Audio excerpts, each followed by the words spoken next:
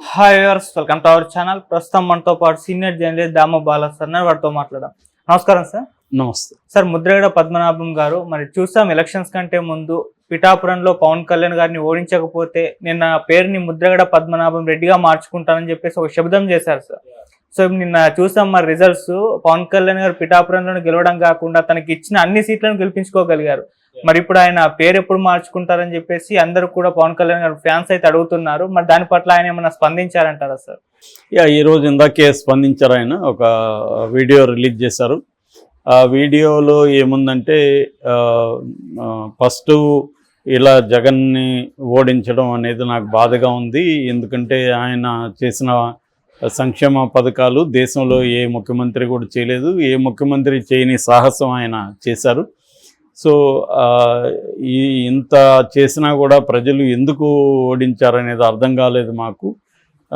లేదు, ఇంతకంటే ఎక్కువ ఇస్తానన్నారు కాబట్టి వాళ్ళకి ఓట్లేసారా, లేకపోతే సంక్షేమం వద్దు మాకు అభివృద్ధి కావాలని అనుకుంటున్నారా, అదైతే మాకు అర్థం కావట్లేదు అనేది ఆయన ఓపెన్గానే చెప్పాడు. సో ప్రజలకు కూడా అప్పీల్ చేస్తున్నాను, నేను బాధపడుతున్నాను మీరు ఇలా ఆదరించకపోయిన దానికి అనేది కూడా ఆయన ఆవేదన వ్యక్తం చేశారు. దాని తర్వాత నన్ను ట్రోల్ చేస్తున్నారు పవన్ కళ్యాణ్ అభిమానులని పేరు చెప్పలేదు కానీ కొంతమంది ట్రోల్ చేస్తున్నారు. ఉప్మా పద్మనాభం అంటున్నారు నన్ను. ఎందుకంటే నేను ఎవరైనా ఇంటికి వచ్చినప్పుడు ఆతిథ్యం ఇస్తాను, వాళ్ళకి టిఫిన్లు పెట్టి తర్వాత కాఫీలు టీలు ఇవ్వడం అనేది మాకు అలవాటు ఇప్పటి నుంచి. అది మా నాన్నగారి తాతగారి నుంచి వస్తున్న అలవాటు మాకు.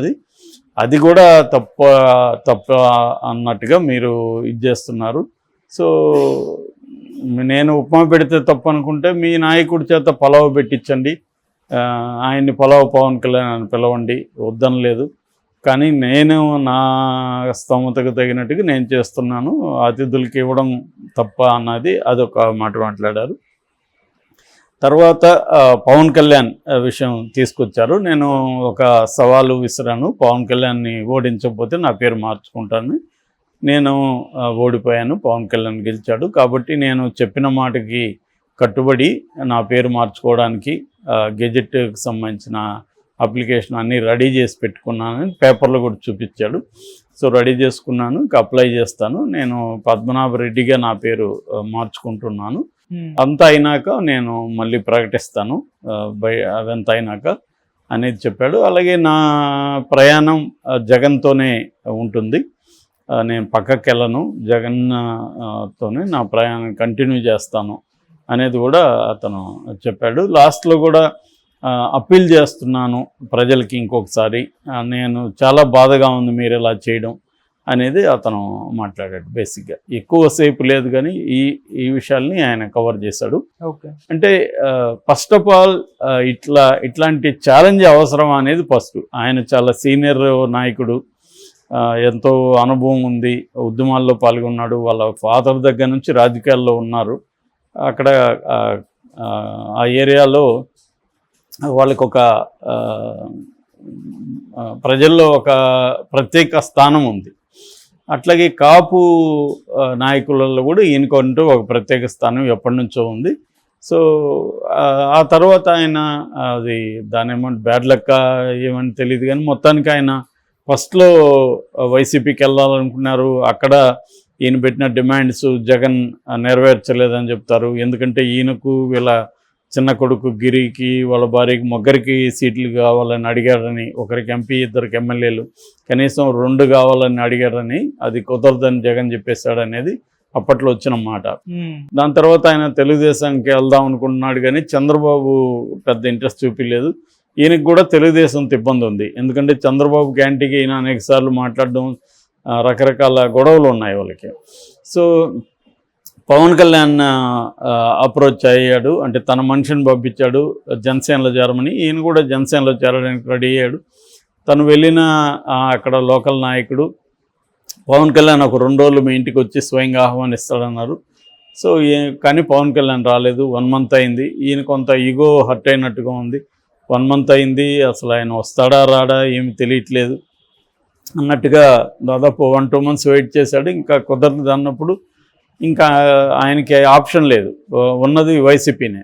సో వైసీపీలో కండిషన్లు పెడితే ఇప్పుడు కుదరదు కదా, వాళ్ళకి అవసరమైనప్పుడు వాళ్ళు నిన్ను అప్రోచ్ అయితే నువ్వు కండిషన్లు పెట్టచ్చు, నువ్వై వెళ్తున్నప్పుడు నువ్వు కండిషన్లు పెట్టలేవు. ఏమన్నా ఉంటే రిక్వెస్ట్ చేయొచ్చు, దాన్ని వాళ్ళు ఆమోదిస్తారు లేకపోతే లేదు. ఆ రకంగా ఈయన అన్కండిషనల్గా నేను సపోర్ట్ చేస్తాననేసి వెళ్ళాడు.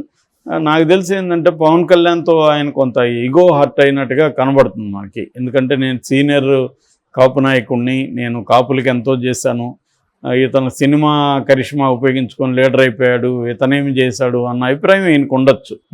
కానీ అలా రాజకీయాలు అలా ఉండవు. ఇప్పుడు ఎన్టీ రామారావు వచ్చి 8-9 monthsలో ఆయన సీఎం అయిపోలేదు ఆ పార్టీ పెట్టి. కాబట్టి కరిష్మా అనేది కూడా పనిచేస్తుంది. ఆ కరిష్మా ఊరికే రాదు కదా. ఇప్పుడు పవన్ కళ్యాణ్కి అనేక మంది హీరోలు ఉన్నారు, పవన్ కళ్యాణ్కి ఉండే కరిష్మా వేరు. సో అది ఎట్లా వచ్చింది, దానికి అనేక కారణాలు ఉంటాయి. దాంట్లో ఆయన కష్టం ఉంటుంది, ఆయన హీరోగా ఎదగాలి. చిరంజీవి తమ్ముళ్ళు లేకపోతే ఇంక చిరంజీవి ఫ్యామిలీలో అందరూ పవన్ కళ్యాణ్లు అవ్వరు కదా. ఇప్పుడు అల్లు అర్జున్ అయ్యాడు, అల్లు శిరీష్ ఎందుకు అవ్వలేదు, అట్లా చాలా ఉంటాయి కారణాలు. అది బ్యాక్గ్రౌండ్ పనిచేస్తుంది కానీ అదొకటే సరిపోదు. అంటే నెసరీ కండిషన్, సబ్సిడెంట్ కండిషన్ అని రెండు ఉంటాయి. ఒక ఫ్యామిలీ ఉండడం అనేది నువ్వు పైకి రావడానికి నీకు నెసరీ కండిషన్, అది హెల్ప్ అయింది. కానీ ఇట్స్ నాట్ సబ్సిడెంట్, అది సరిపోదు. సో అది అనేక విషయాలు యాడ్ అవ్వాలి. సో అలాగా ఈయనకి యాడ్ అయ్యి ఒక స్టార్డమ్ వచ్చింది. దాన్ని ఈయన కించపరిచే విధంగా మాట్లాడుతున్నారు. అంటే ఈయన నాకు తెలిసి ఏంటంటే, నేను ఆయనతో నాకేం పరిచయం లేదు కానీ నేను వీడియోలు చూడడం, స్టేట్మెంట్లు చూడడమే. ఒక ట్రెడిషనల్ పాతకాలపు రాజకీయంగా చేయడం, ఆ పద్ధతిలో అంటే మాటకి వాల్యూ ఇవ్వడం, కట్టుబడి ఉండడం, తను నమ్మిన దానికి ఫైట్ చేయడం, ఇట్లాంటి ఏవో కొన్ని విలువలు. అవి కొంత ఫ్యూడల్ బెనవలెన్స్ అంటారు మామూలుగా. ఫ్యూడల్ బెనవలెన్స్ అంటే ఫ్యూడల్ భూస్వామ్య ఔదార్యం అంటారు. అంటే ప్రజల్ని ఏదో మంచిగా చూసుకోవాలి, అట్లాంటివేవో లక్షణాలు ఆయనకు ఉన్నట్టుంది. At the same time feudal లక్షణాలు కూడా జనరల్కి సంబంధించిన మిగతా విషయాల్లో కూడా ఆయనకు ఉన్నాయి. డెమోక్రటైజ్ అవ్వలేదు ఆయన. సో ఆ రకంగా ఆయన కాంటెంపరీ సిచ్యువేషన్ అర్థం చేసుకోక ఇగోతో జగన్ దగ్గరికి వెళ్ళినట్టుగా మనకు అర్థమవుతుంది. నిజంగా జగన్ పథకాలు ఇవన్నీ ఇప్పుడు చెప్తున్నాడు, ఓకే, కానీ నిజంగా అవే ఉంటే ఆయన మళ్ళీ ఎందుకు జనసేనలో చేరడానికి వచ్చాడు?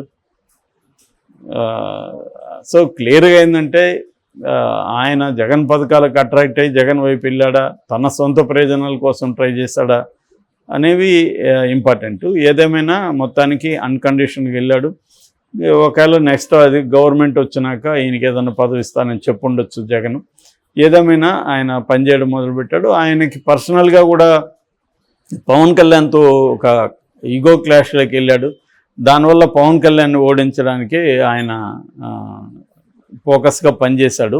ఈ క్రమంలో ఆయన మాట్లాడిన మాటలు కావచ్చు, లెటర్ రాయడం కావచ్చు, అది కొద్దిగా పవన్ కళ్యాణ్కి ఇబ్బంది కలిగించే విధంగా ఉంది. ఎందుకంటే జగన్ ఏదో పద్ధతిలో మాట్లాడాడు, పవన్ కళ్యాణ్ కూడా 3 పిల్లలు, ఇదే ఈ నెరేటివ్ అనేది జనంలో వ్యతిరేకత వస్తున్న విషయం కూడా వాళ్ళు పట్టించుకోలేదు. జగన్ పట్టించుకోలేదు, ఈయన కూడా పట్టించుకోలేదు. నిజానికి పవన్ కళ్యాణ్ ఎన్ని పెళ్ళిళ్ళు చేసుకుంటాడనేది ఇమ్మెటీరియల్. రెండోది అతను ఒకేసారి 3 పెళ్ళిళ్ళు కూడా చేసుకోలేదు, విడాకులు ఇచ్చి మళ్ళీ చేసుకున్నాడు.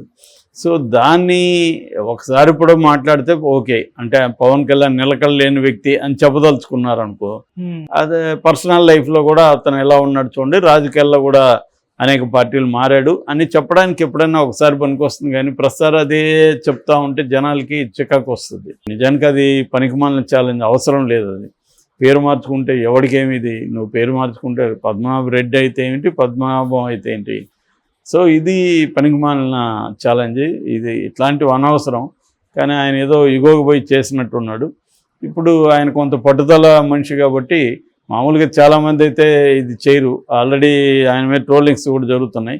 నువ్వు చేయవని మాకు తెలుసులే, నువ్వు ఇటు వచ్చేసేటుకుంటూ వచ్చేసేయి అని కూడా అంటున్నాను. నిజానికి ఆయన సైలెంట్గా ఉండిపోవచ్చు, ట్రోల్స్ 4 రోజులు జరిగి ఆగిపోతాయి. కానీ ఆయన పట్టుదల ఉన్నట్టున్నాడు, పేరు మార్చుకుంటున్నాడు. అంటే పేరులోనే రెడ్డి ఉంటుంది తప్ప ఆయన రెడ్డిగా కన్వర్షన్ అనేది మతంలో అయినట్టుగా కులంలో కాదు ఇండియాలో.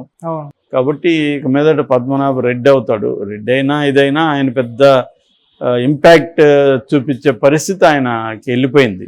ఓకే. సో కాబట్టి ఆ, పేరు మార్చడం వల్ల పెద్ద ఇదేం లేదు. మేబీ ఆయనకి సాటిస్ఫాక్షన్ ఉండొచ్చు, నా చాలా నేను మాట తప్పలేదు నేను అనేది ఆయనకు ఒక తృప్తి ఇవ్వచ్చు. Okay. Okay sir. Thank you so much.